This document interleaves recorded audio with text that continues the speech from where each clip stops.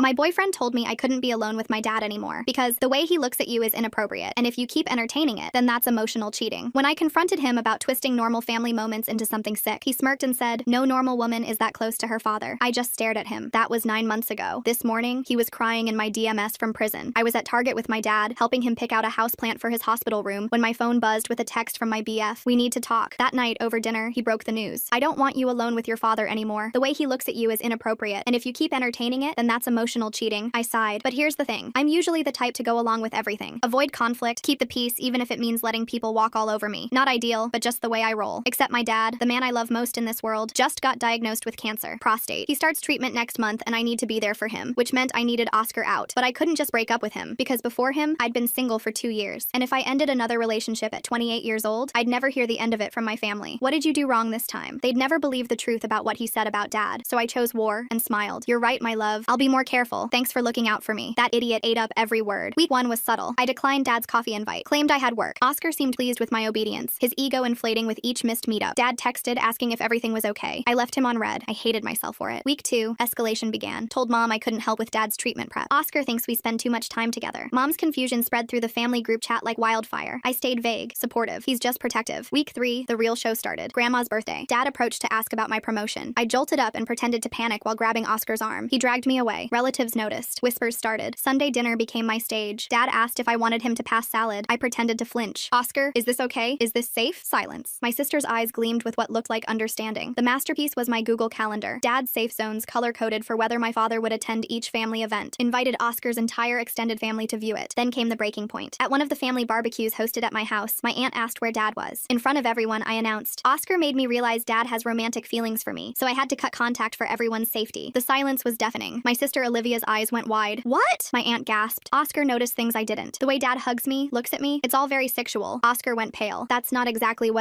You're so protective," I gushed, squeezing his hand. But my facade didn't last long, because soon I felt his nails start digging into my arm, and I recognized its meaning instantly. Shut up or get hit. I forced myself to form a smile. "JK, guys, we just have a weird sense of humor. Dad couldn't make it because he has chemo today." I felt 10 pairs of eyes burning into me, but I kept up the charade and even kissed Oscar on the cheek. I hated how quickly they believed me. But apparently, not everyone was fooled, because the next morning, me and Oscar woke up to pounding on the front door. Oscar's mom and sister burst through like a storm hitting the coast. "Where is he?" Oscar appeared. Slap. The sound of his mom's slap against his cheek echoed through the entire apartment. Lol. "You told her that her father wants her romantically?" Jim called me sobbing. Sobbing. "What is wrong with you? She's twisting everything." I just said what exactly? That fathers can't love their daughters? That family affection is sexual? What? Oscar exploded. "He texts her goodnight. They get coffee every week. Go shopping together. It's weird. That's called having a DAD," his sister yelled. "No normal woman is that close to her father. I set a boundary and a sick, twisted boundary." His mom looked disgusted. "She isolated herself from her father because of your BS." Oscar kept ranting about inappropriate dynamics, about boundaries, about how nobody understood what he saw. The more he talked, the worse he sounded. His family stared in horror at the monster they'd never noticed before. His mom grabbed my hand. "Pack your things. Now." In the car, his sister turned to me with tears in her eyes. He did this to his last 3 girlfriends. Olivia, Monica, Kate, all had inappropriate dads according to him. She paused. I never believed those girls. Until now. My blood ran cold. 3? Oscar's mom gripped the wheel. I failed raising him. "No," I said, thinking of dad starting chemo soon. He showed me who he was. I just made sure everyone else saw it too. That's when I felt my phone buzz. It was Oscar again. He sent me a video and I instantly recognized it. It was the tape from our 3rd month together, back when I still trusted him. "You think you won, but you forgot I had this." My hands shook as I stared at the screen. The video thumbnail showing me in Oscar's bed from back when I still trusted him, and Helen must have noticed something was wrong because she pulled into the nearest parking lot and turned around in her seat. Rachel leaned over and gently took my phone from my trembling fingers, her face going pale as she recognized exactly what Oscar had sent, and I watched her jaw clench the same way it had when she'd mentioned Monica earlier. Helen asked what he'd sent, but I couldn't form the words, my throat closing up as I thought about that video going public, going to my work, my family seeing it, and Rachel answered for me, telling her mom it was an intimate video from early in our relationship. The car went silent for about 3 seconds before Helen slammed her hand on the steering wheel and said we were going straight to the police, that Minnesota had strict revenge porn laws, and they'd both testify about Oscar's pattern with his exes. Rachel pulled up the law on her phone, showing me it was a gross misdemeanor, that Oscar could face jail time, and I felt this weird mix of relief and terror as Helen started the car again and headed toward downtown Minneapolis. At the police station, Officer Janet Williams led me to a small interview room while Helen and Rachel waited outside, having already given their statements about Oscar's history with Monica and Kate. I struggled through the details, explaining how Oscar had filmed me without my knowledge during what I thought were private moments, how he was using it to threaten me now that I'd left him, and Officer Williams typed everything up while explaining the legal process ahead. She said they'd need to get a warrant for Oscar's devices, that the case was strong with Helen and Rachel's testimony about his pattern, and she gave me a case number and her direct line before before walking me back to the waiting area. 3 hours had passed by the time we got to Helen's house, and I finally worked up the courage to text my dad while sitting in their guest room, typing out that I was safe, Oscar was gone, and I was sorry for everything I'd put him through. His response came within seconds, just asking if I wanted to get coffee tomorrow morning at our usual place. No questions, no anger, just that simple invitation that made me break down crying. Rachel had left a notebook on the nightstand, Monica's diary from when she dated Oscar 2 years ago, and as I read through the entries that night, I saw the exact same pattern: the isolation from her father, the jealousy over normal family interactions, the way Oscar twisted everything into something dirty. Monica wrote about missing her dad's birthday because Oscar said it was inappropriate for adult daughters to celebrate with their fathers, about Oscar monitoring her texts with family members, about the slow suffocation of every relationship that wasn't with him. The next morning, I met Dad at our coffee shop on Hennepin Avenue, and he looked thinner from the chemo, but his eyes were warm as he slid my usual vanilla latte across the table. He told me Olivia had called him after the barbecue, that she knew something was wrong with how I'd been acting, and I broke down completely, telling him everything about Oscar's accusations, about the threats, about the video, while he just held my hand and listened. When I finally stopped talking, Dad pulled out a small notebook from his jacket pocket and showed me pages of observations he'd been keeping since the barbecue, documenting my strange behavior, Oscar's controlling gestures, the way I'd flinch when Dad got near me. He said he and Mom had been planning an intervention, that they'd even contacted a domestic violence counselor for advice, but Helen had beaten them to it, and I realized my family had never believed Oscar's sick story for a second. As Dad reached for his wallet to pay, his chemotherapy schedule fell out onto the table, and I saw all the appointments he'd been going to alone while I was playing Oscar's twisted game, the treatments I should have been there for. The guilt hit me like a punch to the stomach, but Dad squeezed my shoulder and said I'd been protecting us both in my own way, that he understood I was trying to expose Oscar without direct confrontation. And that's when my phone buzzed with a text from an unknown number. It was Oscar using someone else's phone, saying I had 24 hours to drop the police report, or he'd send the video to my workplace, to my LinkedIn connections, to everyone in my contact list. Before I could even process the threat, Helen texted me that Oscar had just sent the same message to Rachel, that they were screenshotting everything and adding it to the police file, and Officer Williams called within minutes saying they'd expedited the warrant based on the new threats. 2 days later, Helen drove me to meet with the lawyer she'd recommended, Patricia Kim, whose office was in a tall building downtown with security guards checking IDs at the entrance. How did Helen and Rachel know exactly what to do so fast? The way Rachel recognized that video type immediately, and Helen knew about the revenge porn laws, makes me wonder if they've helped other girls through this before with Oscar's past victims. Patricia had short gray hair and glasses that made her look serious as she spread out papers on her desk, showing screenshots of Oscar's messages and the police reports we'd filed. She explained that his threats counted as criminal coercion on top of the revenge porn charges, while highlighting sections of the law with a yellow marker and sliding forms across for me to sign. The next morning, going back to work felt weird, as I sat at my desk pretending everything was normal, while my coworkers chatted about weekend plans and complained about the coffee machine being broken again. During the marketing presentation about authentic customer relationships, I kept my phone face down on my lap, checking it every few minutes under the table, even though each buzz made my stomach drop. At lunch, Olivia called while I was eating a sad desk salad and told me she'd been doing some digging online and found out Oscar had messaged 3 of my coworkers on LinkedIn asking about my schedule and who I ate lunch with. My hands started shaking as she read me the screenshots she'd taken where he pretended to be planning a surprise for me, but was really trying to find out if I was dating anyone at work. After hanging up, I spent the rest of the afternoon jumping every time someone walked past my cubicle, wondering if my supervisor knew something since she'd been giving me weird looks all morning. That evening, Helen and Rachel picked me up from work to go back to the apartment and pack my stuff since I couldn't stay there anymore with Oscar having keys. The moment we walked in, I knew something was wrong because the photos on the wall were crooked and my laptop wasn't on the kitchen table where I'd left it. Rachel started taking pictures of everything, while Helen found a note stuck to the fridge that just said, "You have 48 hours," in Oscar's handwriting. Helen immediately called Officer Williams while I searched the apartment and realized my work laptop was gone, along with some USB drives and the external hard drive where I kept family photos. Mom showed up 20 minutes later, still wearing her hospital visitor badge from Dad's chemo appointment, and without saying anything, she just started folding my clothes into boxes with the same focused look she got when doing taxes. Rachel kept documenting everything with her phone, while Helen talked to the police, and Mom packed with military precision, occasionally muttering under her breath about what she'd do if she got her hands on Oscar. The next morning, Officer Williams called to say they'd issued an arrest warrant for breaking and entering, theft, and criminal threats, but Oscar wasn't at his apartment or his job, and his phone was turned off. She said they were tracking his credit cards and checking with his known friends, but for now we just had to wait, which felt impossible when every noise outside made me freeze. I stayed at my parents' house trying to work on my laptop from their kitchen table, while Dad dozed on the couch between his treatments, and Mom installed new locks on all the doors. She'd also bought security cameras that she spent hours setting up, checking the angles from her phone and adjusting them until she could see every inch of the property. Making dinner that night felt surreal as Mom cooked spaghetti like it was any other Tuesday while I kept checking my phone, and Dad tried to act normal even though he was exhausted from chemo. Every car that drove past made me tense up, and I barely slept that night, lying in my childhood bed staring at the glow-in-the-dark stars I'd stuck on the ceiling in middle school. Rachel texted me urgently the next afternoon saying she'd found my laptop at Oscar's friend Derek's apartment, after Derek had called her confused about why Oscar had left it there. Derek hadn't known about any of the situation, and was horrified when Rachel explained, immediately agreeing to give a statement to the police about how Oscar had asked him to hold on to the laptop for a few days. When the police got the laptop back, they found Oscar had been trying to access my work email and files, looking for proof that I was having an affair with a colleague named Marcus, who'd helped me with a project last month. Patricia filed for an emergency restraining order that afternoon, using all the new evidence of escalation, and the judge granted it immediately, though she warned me it was just a piece of paper if Oscar decided not to respect it. 3 days later, Dad insisted on going to his treatment appointment even though Mom wanted him to rest, and I went with him to the cancer center where we sat in uncomfortable chairs while chemicals dripped into his arm through an IV. While we waited, he talked about how getting cancer had taught him that avoiding problems didn't make them go away, and sometimes you had to stand up and fight even when you were scared. His hand was cold when he squeezed mine, and I could see he'd lost more weight, but his eyes were still determined as he told me I was doing the right thing by not letting Oscar control me anymore. The nurse came in to check Dad's IV, and I stepped outside to give them space when my phone rang with a number I didn't recognize. It was Marcus, Oscar's best friend from college, and his voice sounded shaky as he explained that Oscar had showed up at his apartment completely drunk and wouldn't stop ranting about how I'd set him up and ruined his life. Marcus had started recording on his phone when Oscar began getting specific, admitting he'd taken my laptop from my apartment and describing in detail how he was going to destroy me piece by piece until I had nothing left. I could hear Oscar's slurred voice in the background of the recording Marcus played for me, the threats getting more graphic with each sentence. Marcus said he was driving Oscar back to his apartment right now and would call the police as soon as Oscar passed out on his couch, which based on how drunk he sounded would be any minute. I thanked Marcus and hung up just as Mom arrived with coffee from the cafeteria, her face lighting up when she saw Dad sitting up in bed looking stronger than he had in weeks. We spent the next few hours playing cards and watching old sitcom reruns on the tiny hospital TV, Dad making jokes about the terrible hospital food while Mom fussed over his blankets. Around 2 a.m., my phone rang again, and this time it was Janet, the detective handling my case, telling me they'd arrested Oscar at his apartment after Marcus called them with the recording. She said Oscar was being held on multiple charges, including violating the restraining order, breaking and entering, and theft of my laptop, which they'd found in his closet. The bail hearing was set for tomorrow afternoon, and Janet suggested I be there with my lawyer Patricia to present our evidence to the judge. I couldn't sleep after that call, just sat in the uncomfortable hospital chair watching Dad's chest rise and fall while mentally preparing for seeing Oscar again in court. The next afternoon, Patricia met me outside the courthouse with a thick folder of evidence, including the recording from Marcus, the security footage from my apartment building, and statements from Oscar's mom and sister about his pattern of behavior. Inside the courtroom, Oscar looked rough, unshaven with dark circles under his eyes, his expensive suit wrinkled like he'd slept in it. His lawyer argued for release, calling this a simple miscommunication in a relationship dispute and claiming Oscar posed no real threat to anyone. Patricia stood up and methodically presented each piece of evidence, playing the recording where Oscar explicitly threatened me, showing the judge photos of my ransacked apartment, and reading statements from multiple witnesses about Oscar's history of controlling behavior with previous girlfriends. The judge's expression grew darker with each piece of evidence Patricia presented, especially when she played the part of the recording where Oscar described his plans to systematically destroy my reputation and career. After 20 minutes of arguments, the judge set bail at $50,000 with strict conditions including GPS monitoring, no contact with me or my family, and mandatory anger management classes. As we left the courtroom, Helen approached me with tears in her eyes, grabbing my hands and apologizing over and over for not seeing what her son had become. She told me she'd thought each of his ex-girlfriends had been the problem, always believing Oscar's version of events where they were crazy or clingy or inappropriate with their families. She couldn't finish her sentence about not wanting to believe her son was capable of this, but her pain seemed genuine as she squeezed my hands one more time before walking away. A week later, Patricia called to tell me Oscar had made bail through a bondsman and was out with a GPS ankle monitor attached. She assured me any violation would send him straight back to jail, but I still installed extra locks on my apartment door and started staying with different family members each night, never posting on social media about where I was. Mom insisted I stay at their house most nights, setting up my old bedroom exactly how it was in high school with my stuffed animals still on the shelf. Things stayed quiet for about 2 weeks until my boss called me into his office looking uncomfortable, sliding a printed email across his desk that someone had sent to HR, claiming to be concerned about my mental stability. The email included screenshots from my social media that had been taken completely out of context, posts about being tired or stressed from Dad's cancer that were twisted to make me look unhinged and vindictive. HR suggested I take voluntary leave while things settled down, even though I explained the situation and showed them the restraining order and police reports. That same day, Olivia called me frantically, saying she'd been getting weird messages on Facebook from an account with my name and photo, but that definitely wasn't me. Patricia's yellow marker highlighting the law sections while explaining criminal coercion makes me wonder if she's done this exact presentation hundreds of times before. The way she slid those forms across her desk so smoothly suggests she has this whole process down to a science. The fake account was sending bizarre rambling messages to our extended family members and my professional contacts, each one carefully crafted to stay just within legal boundaries while making me look completely unstable. The messages referenced real events and included details only someone close to me would know, but twisted everything to paint me as paranoid and delusional. Olivia had already reported the accounts, but new ones kept popping up faster than Facebook could take them down, and the technical sophistication suggested Oscar had help from someone who knew what they were doing. I spent the next few days in my childhood bedroom scrolling through increasingly concerned messages from cousins asking if I was okay, and former colleagues wondering what was happening to me. Each fake message was more elaborate than the last, weaving complex stories about conspiracy theories and mental breakdowns that sounded just believable enough to make people worry. Mom brought me tea and sat silently beside me on my twin bed, rubbing my back while I showed her screenshot after screenshot of the fake account accounts, destroying my reputation piece by piece. 3 days later, Dad's oncologist called asking to speak with me urgently, explaining that someone claiming to be me had called to cancel all of Dad's upcoming chemotherapy appointments. The office manager had caught the discrepancy when the voice didn't quite sound right, and they'd called Dad directly to confirm, but he'd already missed one treatment session while they sorted out the confusion. My hands shook with rage as I realized Oscar was now actively interfering with Dad's cancer treatment, using his campaign against me to hurt the person I loved most in the world. Patricia immediately filed additional charges for harassment and impersonation, but explained that proving Oscar was behind the anonymous attacks would be nearly impossible since the fake accounts all used VPNs and were created from public Wi-Fi at coffee shops and libraries. The digital trail was too clean, too professional, suggesting Oscar had either learned these techniques himself or hired someone to execute his revenge while he maintained plausible deniability behind his GPS monitor. The next morning, my phone rang while I was making coffee, and the caller ID showed my bank's fraud department. They explained someone had tried accessing my accounts 3 times overnight, using security questions about my first pet's name and the street I grew up on, things only Oscar would know since I'd filled out those forms with him when we'd merged some accounts months ago. The representative said they'd blocked the attempts but recommended I close everything and start fresh at a different bank entirely, which meant spending my whole morning dealing with automatic payments and direct deposits I'd forgotten existed. I was still on hold with my credit card company when Mom called to say a flower delivery had just arrived at their house. The bouquet was huge, all white roses and baby's breath, the exact same arrangement Oscar had brought to our first date, and the card just said, "Thinking of you during this difficult time, a concerned friend," in typed letters that could have come from anyone. Mom took photos of everything before tossing it all in the garbage, but we both knew it was him sending a message that he could still reach us even with that ankle monitor supposedly tracking his every move. 2 days later, Rachel showed up at my door carrying a banker's box full of folders and looking exhausted. She'd spent the past week tracking down Oscar's exes and gathering their stories, finding not just Monica and Kate, but also someone named Jennifer from 4 years ago, who none of us had ever heard about. Rachel spread the documents across my kitchen table, showing me police reports, restraining order applications, workplace complaints, and printed emails that all followed the same pattern of isolation, control, escalation, and then total destruction when each woman tried to leave. Jennifer's folder was the thickest, filled with evidence of how Oscar had systematically destroyed her nursing career with anonymous complaints to her licensing board about drug theft and patient abuse. None of it true, but enough to trigger investigations that made her unemployable. 2 weeks passed in this weird limbo of waiting for the next attack, and I finally decided to try going back to work just to feel normal for a few hours. But when I swiped my keycard at the office entrance, nothing happened, and the security guard looked uncomfortable as he explained there had been multiple concerning incidents reported about me, and I'd need clearance from HR before I could enter the building. The way he avoided eye contact and the pitying look he gave me made it clear that everyone in the building had heard something terrible about me, though I had no idea what Oscar had told them. That night, Olivia's husband Tom came over with his laptop, his face pale as he showed me what he'd discovered while trying to help secure my digital accounts. Oscar had installed something called Family Guard on my old laptop months ago, supposedly to protect us from hackers, but it was actually sophisticated tracking software marketed for parents monitoring their kids that recorded every keystroke, every password attempt, every website visit. Tom showed me logs of failed login attempts to my email, social media, even my online banking from IP addresses all over the city, like Oscar was systematically trying to break into every aspect of my digital life. The software was completely legal since I'd technically agreed to it when Oscar had me click through some terms and conditions he said were for antivirus protection, and now he had months of my data including passwords I'd since changed but whose patterns he could probably guess. 3 days later, I went with Dad to his chemotherapy appointment, trying to act normal and supportive while he got his IV drip, when another patient in the chair next to us leaned over and said she'd seen my posts in the Cancer Family Support Forum about how I was struggling with my father's inappropriate attachment to me during his treatment. I'd never posted anything anywhere, had never even heard of that forum, but when she showed me on her phone, there were dozens of posts under a username similar to mine, sharing twisted versions of real events from our family and making me sound completely delusional. Dad squeezed my hand and told me to ignore it, but I could see how much it hurt him that Oscar was using his cancer as a weapon against us. The real shock came the next morning when Helen called sobbing so hard I could barely understand her words. Oscar had drained his entire trust fund, almost $200,000, and disappeared after cutting off his ankle monitor in a downtown parking garage. The security footage showed him getting into a car with someone, but the plates were deliberately obscured with mud, and the passenger wore a hoodie that hid their face. Patricia immediately filed for an emergency protection order, while the detective issued an arrest warrant. But we all knew Oscar had planned this carefully, and probably had new identification already. That afternoon, I completely fell apart in my parents' living room, sobbing about how I'd brought this monster into our lives and put everyone in danger. Dad pulled me close despite being weak from chemo and said firmly that I didn't bring Oscar anywhere because predators like him choose their targets, and there was a big difference between being targeted and being responsible. Olivia sat on my other side and added that we were going to end this together as a family, that Oscar had messed with the wrong people. The next morning, I was buying groceries, trying to maintain some normal routine, when a woman approached me near the produce section and introduced herself as Jennifer. She'd been following the news about Oscar's arrest and recognized his patterns from when he'd destroyed her life 4 years ago. She pulled out her phone and showed me screenshots of emails, texts, and forum posts from back then that looked exactly like what he was doing to me now, even using similar language and tactics. She offered to testify about his patterns if it would help, and gave me a flash drive with all her evidence from back then, saying she'd been waiting years for another victim to come forward hard so people would finally believe her. That evening, I was still processing Jennifer's story when my phone buzzed with an email from my company's HR department. They were terminating my employment effective immediately due to ongoing security concerns and reputational risks to the firm, with a severance that included 3 months' pay, but required signing a non-disclosure agreement about the circumstances of my departure. Patricia reviewed it and advised me to take the deal since we needed resources for what was coming, and fighting the termination would drain energy we needed for the criminal case. Jennifer arrived at Patricia's office the next morning with 3 boxes of documents. She spread everything across the conference table while Tom studied each page carefully. Oscar had used the same email formats for years. The fake accounts always followed patterns like first name, last name, 1, 2, 3, or initial number combinations. Tom started mapping connections between accounts and noticed Oscar recycled passwords across platforms. Within hours, he'd built a digital profile showing Oscar's online habits and weaknesses. Mom walked in carrying her own folder of research. She'd spent weeks calling Oscar's relatives and piecing together his history. His aunt had finally opened up about Oscar's dad being just as controlling before their divorce. There were juvenile records from when Oscar was 16 that got sealed. The aunt remembered police visits and restraining orders. Oscar's pattern went back over a decade. 3 days later, Rachel called with urgent news. Oscar actually planned his escape for months while pretending to follow the rules. The way he cut off his ankle monitor right when he'd drained $200,000 makes me wonder who helped him disappear so perfectly. She'd found a storage unit Oscar rented using a fake name 6 months ago. Security footage showed him visiting just last week carrying boxes inside. Janet got a warrant within hours while we all waited at the station. The storage unit manager met us there with bolt cutters. Inside, we found rows of banker boxes labeled with women's names. Each box contained printed emails, photos taken without permission, and detailed journals. Oscar had documented every text, every conversation, every perceived slight from his exes. The worst part was finding my box. It had entries dating back 2 months before we even met. He'd studied my social media, mapped my routines, planned exactly how to approach me at that bookstore. Pages detailed which insecurities to exploit and how to isolate me from family. Helen invited all of Oscar's victims to her house that weekend. Jennifer, Monica, Kate, and I sat in her living room comparing our experiences. We realized Oscar chose us using specific criteria. All of us avoided conflict, had close family bonds, and worked in careers where reputation mattered. He'd studied us like prey before making contact. Tom set up fake social media profiles matching Oscar's victim preferences the following week. Young women with conflict-avoidant personalities posting about family activities and professional achievements. Within 3 days, suspicious friend requests appeared from new accounts. The messages started friendly but quickly turned manipulative. Tom traced the IP addresses and confirmed Oscar was still hunting. Downtown Minneapolis got busy that Tuesday afternoon. Jennifer recognized the coffee shop immediately since Oscar had approached her there 5 years ago. Through the window, we saw him talking to a young woman who looked uncomfortable. I called Janet while Monica went inside to warn the woman discreetly. Oscar spotted Monica and bolted out the back door. Police arrived minutes later, but he'd vanished into the crowd. At least we knew he was still in the city. Dad finished his last chemo treatment that Friday. The oncologist said his numbers looked promising and recovery was going well. We sat in the hospital room while nurses removed his IV. He squeezed my hand and smiled despite everything we'd been through. Fighting Oscar had given us both strength in different ways. Patricia filed the civil suit the next week. She named Oscar for intentional infliction of emotional distress, defamation, and economic interference. With 4 victims ready to testify, we could establish his pattern of predatory behavior. The case would take months, but Patricia felt confident about our chances. Oscar made his biggest mistake 10 days later. Tom's monitoring software pinged when someone logged into one of the fake accounts. The IP address traced back to Derek's apartment across town. Derek had been Oscar's friend since college, but immediately called Tom when he realized what happened. Oscar was using Derek's Wi-Fi without permission while hiding at a motel nearby. Janet assembled a team within minutes. The motel sat on the outskirts of Minneapolis near the highway. We waited in the parking lot while officers surrounded the building. 20 minutes passed before Janet emerged from room 217 shaking her head. The bed was still warm, but Oscar had vanished through the bathroom window maybe 10 minutes before we arrived. Derek kept apologizing, but Tom told him it wasn't his fault. The officers bagged everything Oscar left behind, including a laptop, 3 burner phones, and stacks of printed emails scattered across the desk. Janet held up one of the pages showing messages between Oscar and someone signing themselves as V, discussing ways to hack my social media accounts and plant tracking software on my devices. The technical details made my stomach turn as I realized how long he'd been planning this. Back at the station, the cybercrimes unit started going through the laptop while I sat with Mom in the waiting area drinking terrible coffee. Helen arrived an hour later with Rachel, both looking exhausted and defeated. Helen pulled out her phone and started typing furiously, while Rachel explained that her mom had decided to do something drastic. Within minutes, Helen's Facebook post was live with Oscar's photo and a detailed warning about his pattern of abuse toward multiple women. She tagged every Minneapolis community group, every local news outlet, every domestic violence organization she could find. The post spread faster than wildfire with over 300 shares in the first hour alone. Rachel showed me the comments flooding in from other women who recognized Oscar from dating apps or bars where he'd made them uncomfortable. The next morning, I had to go back to my apartment for winter clothes since the temperature was dropping fast. Tom came with me but stayed in the hallway while I packed. Everything felt wrong in that space, like Oscar's presence had infected every corner. I grabbed sweaters from my closet when something caught my eye in the ceiling vent above my bed. My hands shook as I stood on a chair and unscrewed the vent cover. A small camera fell into my hands, its red recording light still blinking. The memory card inside showed footage dating back 6 months before the restraining order, before I'd even tried to leave him. 3 days later, Patricia called with news that that made everything worse. The cybercrimes unit had identified V as Vincent Smith, a former IT specialist who lost his job after stalking a coworker. Vincent ran an online forum for men who felt oppressed by feminist society, where Oscar was apparently a star member. The FBI took over the case immediately since Vincent lived in Wisconsin, and the cyber attacks crossed state lines. Patricia warned me this was getting bigger than just Oscar now. That afternoon, a local reporter named Sarah contacted Patricia saying Oscar had reached out to her station, claiming he was being framed by a conspiracy of vindictive women. Sarah had done her homework, though, finding the police reports and talking to Oscar's previous victims before calling Patricia for comment. Patricia put the call on speaker so I could hear Oscar's recorded interview where he admitted to checking on me through my devices and making sure I wasn't spreading lies about him. Sarah asked if we wanted to provide a statement, but Patricia said the recording spoke for itself. 2 days later, the FBI raided Vincent's apartment in Madison and hit the jackpot. Vincent had saved everything, including chat logs from a private forum where over 50 men shared tactics for surveilling, controlling, and punishing their ex-partners. Oscar's username appeared in dozens of conversations where he bragged about his methods and encouraged others to take back control from their exes. The agents found my personal information along with data on 17 other women being targeted by various forum members. The case exploded from a stalking charge to a federal investigation into organized criminal harassment. Patricia's office became command central as federal prosecutors arrived to build a RICO case against the entire network. Jennifer, Monica, and Kate joined me as key witnesses since Oscar had discussed all of us extensively in the forum. The prosecutors explained that this wasn't just about Oscar anymore, but about dismantling a whole system of coordinated abuse. We spent days giving statements and reviewing evidence that showed how these men had turned partner abuse into a structured operation with shared resources and strategies. Meanwhile, Mom had been busy organizing something of her own. She'd started a support group for families affected by Oscar's manipulation, meeting at the community center every Tuesday evening. 8 families showed up to the first meeting, including parents, siblings, and even Oscar's old roommate who felt guilty for not seeing the signs. Dad came too, and hearing other parents share their guilt about not protecting their kids sooner helped him stop blaming himself for not recognizing Oscar's behavior earlier. Everyone had stories about small red flags they'd dismissed or explained away. 2 weeks passed before Tom's decoy dating profiles got an interesting message. Oscar had created a new identity calling himself Marcus, but his writing style was unmistakable. He sent a message to one of the profiles saying, "I know what you're doing," followed by details only Oscar would know about the honey trap operation. Tom immediately forwarded everything to the FBI, who used the metadata to track Oscar's new location. Each time Oscar responded to the fake profiles, he gave them more data to narrow down his hiding spots. His ego wouldn't let him stay quiet even when he knew it was a trap. The investigation took another turn when the court unsealed Oscar's parents' divorce records from 15 years ago. The documents revealed that teenage Oscar had attacked Helen when she tried to leave his father, breaking her wrist and threatening worse if she went through with the divorce. His father had similar controlling behaviors that Oscar had clearly learned and perfected. The pattern of generational abuse became crucial evidence showing Oscar's violence wasn't new, but part of a long-term pattern that was escalating. Patricia connected me with Safe Haven 2 days later, and they wanted me to speak at their monthly awareness meeting. I stood in front of 30 people in a community center basement and just started talking about the small things that seemed normal at first. How Oscar would check my phone while I was sleeping, how he'd show up at my work unexpectedly with lunch but really to see who I was eating with, how he'd get quiet when I mentioned male coworkers and then pick fights about unrelated things later. The room was dead silent as I explained how these tiny red flags grew into him trying to isolate me from my dying father. Someone recorded it on their phone and posted it online that night. The camera hidden in her ceiling vent recorded her for 6 months before she even tried to leave. That's so much planning and watching. How did Oscar know exactly where to put it to see everything in her room? By morning, it had 20,000 views. By the next afternoon, it hit 50,000 with comments from women sharing similar stories. Vincent Williams saw that video from his jail cell, and his lawyer called Patricia within hours. He wanted to make a deal. He knew where Oscar was hiding because the whole network had safe houses for when things went bad. Oscar was at a cabin near Duluth that belonged to another member who went by the username Red Pill King. The arrest team moved at 4 in the morning 3 days later. Oscar had dyed his hair black and grown a beard, but they found him with $30,000 in cash, 4 fake IDs with different names, and a detailed plan for crossing into Canada through international falls. He fought them hard enough that they had to use a taser. The prosecutor's office called me in the next day to review evidence for the trial. Box after box of stuff they'd taken from his apartment and storage unit. Thousands of photos of me that I never knew he'd taken. Me at the grocery store. Me walking to my car after work. Me through my bedroom window. Pages and pages of notes about my daily routine. My family members, my friends, every detail of my life mapped out like a research project. The prosecutor, a woman named Janet, put her hand on mine when I started shaking. "This was never about you," she said quietly. "You were just the current target. Men like this pick their victims based on opportunity, not personal connection." The bail hearing happened that week, and the judge denied it immediately based on flight risk and community danger. Oscar's lawyer tried arguing for psychiatric evaluation to build an insanity defense, saying his client needed mental health treatment, not jail. Patricia warned me this could delay everything by months, but we had no choice but to wait. The evaluation was scheduled for the following Tuesday. The psychiatrist asked Oscar about his childhood, his relationships, his father. When the doctor mentioned his dad's controlling behavior toward Helen, Oscar lunged across the table and grabbed the man by the throat. 2 guards had to pull him off. The whole thing was caught on the evaluation room camera. The psychiatrist testified later that Oscar showed no signs of mental illness, just extreme need for control and willingness to use violence to get it. The insanity defense died right right there. While all this legal stuff dragged on, I needed to work. A company that makes security software had followed my story and reached out through LinkedIn. They wanted someone who understood real-world crisis management from personal experience. The position was entry-level, way below my old job, but it was something. Mom cried when I told her I'd accepted it. "You're rebuilding," she said. "That's all that matters." 2 weeks later, Dad finished his last round of chemo. The scan results were good, really good, and we had dinner at his favorite steakhouse to celebrate. He stood up with his water glass and looked around at all of us, to fighting the battles that matter and knowing which ones those are. Everyone raised their glasses, and I saw Olivia wipe her eyes. We felt closer than we'd ever been, like going through hell had welded us together stronger. The pretrial hearings started the next month at the federal courthouse downtown. Oscar looked thin and pale in his orange jumpsuit, constantly whispering to his lawyer and scanning the gallery. Then he saw us in the third row. Me, Jennifer, Monica, and Kate all sitting together. His face went red and he jumped up screaming that we were conspiring bitches who'd planned this whole thing. The bailiffs dragged him out while his lawyer tried to apologize to the judge. 2 weeks after that, Helen took the stand. She described watching Oscar's behavior escalate over the years, seeing the warning signs but telling herself it was just protectiveness or stress from work. She talked about finding his notebooks about his ex-girlfriends, the detailed plans for controlling them, the rage when they left. Her voice broke when she admitted she'd failed those girls by not speaking up sooner. Oscar stared at her with such pure hatred that the judge ordered 2 extra officers to stand between them. Then came the moment that changed everything. Oscar's lawyer stood up and announced their defense strategy. They were claiming I'd seduced and manipulated Oscar from day one, that I'd orchestrated the entire situation to get access to his family's money. They even had a witness ready to testify, someone from Oscar's network who'd supposedly seen me researching the family's finances before we'd even met. The prosecutor stood up and called their witness to the stand, some guy named Derek who worked at Oscar's company 3 years ago. Derek started strong, claiming he'd seen me at a coffee shop near their office, Googling Oscar's family trust fund details on my laptop. The prosecutor let him talk for 5 whole minutes before pulling out security footage from that exact coffee shop on that exact date. Derek's face went white when the screen showed him in Florida that week at a work conference. The FBI agent sitting in the front row stood up and Derek started shaking. Within 10 minutes, Derek admitted Oscar had promised him $50,000 to lie. The judge ordered Derek arrested right there in the courtroom for perjury and witness tampering. Oscar's lawyer looked sick. Rachel took the stand next and spent 2 hours walking the jury through Oscar's history. She brought yearbooks showing 3 different girlfriends from high school who all mysteriously moved away mid-semester. She had copies of the restraining order his college roommate filed after Oscar installed hidden cameras in their dorm. She showed termination papers from his first job where HR documented him following a coworker home repeatedly. The jury took notes as Rachel listed 20 years of escalating behavior that everyone had ignored or excused. That night, I couldn't sleep knowing I'd testify tomorrow. Dad sat with me on the couch holding my hand while I stared at the ceiling. He told me about waiting for his biopsy results and how scared he'd been. We both knew about facing things that terrified us. The next morning, I threw up twice before getting to court. I testified for 4 straight hours, walking through every text, every threat, every time Oscar broke into my apartment. Oscar's lawyer tried to make me look vindictive, but Patricia's redirect questions let me explain the truth. I just wanted to support my dying father without Oscar's interference. Tom from the FBI's cybercrimes unit testified after me with 3 laptops and a projector. He showed the jury every fake account Oscar and Vincent created, every GPS tracker they installed, every spoofed phone number they used. The digital trail was massive with timestamps proving Oscar spent 8 to 10 hours daily monitoring and harassing his victims. Monica testified next about swallowing a bottle of pills after Oscar's fake complaints cost her the nursing job she'd worked 10 years to get. Kate cried, describing how child services took her daughter for 3 weeks after Oscar filed false abuse reports with doctored photos. Jennifer explained moving from Seattle to Phoenix to Miami trying to escape him. The prosecutor then wheeled in 3 boxes from Oscar's storage unit. Inside were trophies from each victim, including my grandmother's bracelet I thought I'd lost, Monica's nursing school pin, a drawing Kate's daughter made that disappeared from their fridge, and Jennifer's college diploma she thought got lost in a move. The jury stared at the collection of stolen items laid out on the evidence table. During the lunch break, a woman approached me in the hallway. She said Oscar had started talking to her at the same coffee shop where I'd met him. She was going through a divorce, and Oscar seemed so understanding at first. She thanked me for saving her from whatever would have happened. We hugged, and I felt her shaking. Oscar took the stand that afternoon against his lawyer's advice. He claimed we were all crazy ex-girlfriends who couldn't handle rejection and had conspired to frame him. He said the videos were consensual, the break-ins were him retrieving his belongings, and the fake accounts were just him protecting his reputation. The prosecutor's cross-examination lasted 3 hours. Oscar admitted taking videos without consent, but said women should expect that in relationships. He admitted breaking into my apartment, but claimed he had a right to check on me. He admitted creating fake social media accounts, but insisted it was normal to monitor girlfriends online. He justified every crime as protecting himself from female manipulation. His own lawyer put his head in his hands as Oscar kept talking, digging himself deeper with every answer. The judge finally stopped him and sent the jury out while the lawyers gave their closing arguments. The prosecutor stood up and walked right to the jury box, pointing at Oscar while she talked about how he saw women as things to own, not people with their own lives. She showed them the pattern with all his ex-girlfriends, the fake accounts, the break-ins, everything that proved this wasn't about love, but about control and punishment when women tried to leave him. Oscar's lawyer tried to make him look like some sad guy who just got carried away after being dumped, but nobody was buying it when there were so many victims and so much evidence. The jury went to deliberate and came back in just 3 hours. While we waited, my phone started blowing up with texts from Patricia and the other women. 2 more girls from Oscar's high school had seen the news coverage coverage and contacted the FBI about stuff he did to them back then. The prosecutors couldn't add those to this case but announced they were opening new investigations. We all met up at Helen's house to wait for the verdict together since the courthouse was too crowded and reporters kept trying to talk to us. How did Tom from the FBI figure out that Oscar spent exactly 8 to 10 hours every single day watching his victims online? The way the jury stared at those stolen trophies makes me wonder if they understood right away what those items really meant to each woman. Helen kept saying she was sorry over and over, but Patricia held her hand and told her none of this was her fault. Monica brought coffee and Kate brought sandwiches nobody could eat because we were all too nervous. Rachel sat with us too, sharing more stories about warning signs she'd missed with Oscar growing up. When the call came that the jury was back, we rushed to the courthouse. The judge read it out loud, and Oscar was guilty on everything: stalking, harassment, criminal threats, breaking and entering, theft of property, revenge porn, conspiracy to commit fraud, witness tampering, and 3 more charges I couldn't even process. Oscar just stared straight ahead, but I could see his hands shaking on the table. The judge set sentencing for next month, and Oscar got taken back to jail. Over the next week, the FBI arrests kept happening. 17 guys from that network Oscar was part of got picked up across 5 states. The story went national, and suddenly everyone was talking about digital stalking laws. 3 states changed their revenge porn laws because of our case. Dad called me crying when he saw it on the news, proud of me for fighting back. Then he had even better news at his 6-month scan. The cancer was in remission. We went to his favorite restaurant to celebrate, just the 2 of us, and he grabbed my hand across the table. He told me I saved him too by showing him how to fight when things got hard. At the sentencing hearing, we all got to read victim impact statements. Patricia went first and talked about losing her job and having to move 3 times. Monica talked about the therapy she still needs. Kate talked about not being able to trust anyone anymore. Helen stood up last and read a letter she wrote to Oscar, saying the son she raised died the day he chose to hurt women instead of respecting them. That's when Oscar finally lost it, screaming that we'd destroyed his life and ruined everything for him. The judge had to have the guards hold him down while he kept yelling about conspiracies and how we'd all planned this. The judge didn't care about his tantrum and gave him 15 years in federal prison with no chance of early release. He also got lifetime registration as a stalker and permanent restraining orders for all of us. Oscar got dragged out still muttering about how this wasn't fair and we'd all pay for this. Walking out of the courthouse, I didn't feel happy or relieved, just empty. This whole thing had taken over my life for months, and now it was done. Patricia walked next to me and reminded me that getting justice was just the first step, and the real work of healing would take time. 3 days later, Helen called and asked if I'd come to her house because the other women Oscar had hurt wanted to meet one more time before we all tried to move forward with our lives. Monica was there with her nursing textbooks spread across Helen's coffee table. Kate had brought photos of her kids who she finally had full custody of again, and Jennifer showed us her engagement ring from the guy she'd been too scared to date while Oscar was stalking her. We exchanged phone numbers, but all knew we needed space from each other to really heal, since seeing each other would always bring back memories of what we'd survived together. Helen made sandwiches, and we ate mostly in silence, each of us lost in our own thoughts about how one man had derailed so many lives. But when we hugged goodbye at the door, we all knew we'd made it through the worst and could finally start living again. That night, I went back to my apartment for the first time since the arrest, and every corner held a memory that made my skin crawl. The couch where we'd watched movies before I knew what he was, the kitchen where he'd made breakfast while planning to destroy my family, the bedroom where I'd trusted him with everything. I called my landlord the next morning and gave notice because this place would always be his, no matter how much I cleaned or redecorated. 2 weeks later, I started my new job at a marketing firm downtown, and when my manager asked about the gap in my resume, I told her the truth about the stalking and the trial. She nodded and said they'd had another employee go through something similar, and if I ever needed to leave for court stuff or therapy, just let her know. Then she showed me to my desk and treated me like any other new hire, which was exactly what I needed. Dad and I started getting coffee again every Thursday morning at our old spot, but now we talked about real stuff instead of just work and weather. He told me about the fear he'd felt during chemo, how he'd wanted to call me but respected the distance Oscar had forced between us, how guilty he felt for not seeing the warning signs sooner. I told him about the terror of living with someone who monitored my every move, the relief when his family finally saw the truth, the emptiness I felt now that the fight was over. We both had cancer stories now, his physical and mine emotional, and somehow that made us closer than we'd ever been before. The support group for stalking survivors met every Tuesday in a church basement, and after my 3rd meeting, the facilitator asked if I'd consider being a peer mentor, since I was one of the few who'd gotten real justice. Most of the others had restraining orders that got violated, cases that got dismissed for lack of evidence, or were still trapped with their stalkers because the system hadn't caught up to modern technology and tactics. I started sharing my story with new members, teaching them how to document everything, how to build a case, how to stay safe while gathering evidence. Mom surprised everyone by starting a nonprofit called Shield Network that connected stalking victims with resources, using her old military contacts to create safe houses and her logistics background to coordinate legal aid and therapy services. Dad became her biggest supporter, handling the finances and going with her to fundraising events. Their marriage stronger than ever after surviving both his cancer and my crisis. 6 months after the trial, Patricia forwarded me a letter from Oscar that had come to her office from the prison. She'd already filed it with authorities as a violation of the no-contact order, which would add time to his sentence, but she wanted me to know he was still blaming everyone else and showing no remorse. I felt nothing reading his words about how we'd all conspired against him and ruined his life, just filed it away mentally as proof I'd made the right choice in exposing him. Olivia and I started having sister dinners every Sunday where we'd cook together and talk about everything we'd been too scared to discuss before. She admitted she'd noticed Oscar getting controlling early on, but didn't know how to bring it up without seeming jealous or petty, and we developed a code word system, so if either of us ever felt unsafe, we we could signal for help without alerting anyone dangerous. 8 months after the trial, we threw Dad a party for being cancer-free for a full year, and I realized halfway through dinner that I hadn't thought about Oscar in weeks. The checking over my shoulder had faded, the jumping at unexpected texts had stopped, and I could trust people again, though I was definitely more careful about red flags. I was pouring coffee for Dad at our usual Thursday spot when my phone buzzed with a text from an unknown number, and for the first time my heart didn't race. It was just someone who'd gotten the wrong number looking for a pizza place, and when I smiled and deleted it, Dad noticed my calm reaction. "You've really moved on," he said, and I realized he was right because Oscar had stolen months of my life but not my ability to live it. The war I'd chosen was over, and I'd won not by destroying him, but by rebuilding everything he'd tried to take away. Alright friends, that's where we'll wrap it up. It's been such a fascinating journey wondering and exploring together. Until next time, like the video. It helps more than you think.